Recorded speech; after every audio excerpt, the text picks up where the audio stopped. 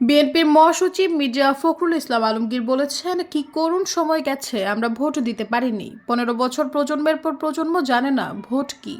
তারা ভোট দিতে পারেনি। পরপর 3টি টার্ম ফ্যাসিবাদ ক্ষমতা দখল করে দেশের মধ্যে ভীতি তৈরি করেছিল।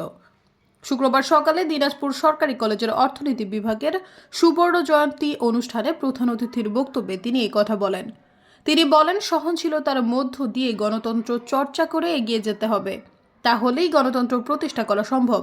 আমরা রাজনৈতিক দলগুলো পরস্পরের বিরুদ্ধে বিরুদ্ধে লিপ্ত হয়েছি। আমরা গণতন্ত্রের কথা বলি, কিন্তু গণতন্ত্র চর্চা করি না। মির্জা ফখরুল বলেন, গত 15 বছরে আওয়ামী লীগ দেশের সম্পদ লুট করেছে। বিগত সময়ে ফ্যাসিস্টরা $280 বিলিয়ন পাচার করেছে।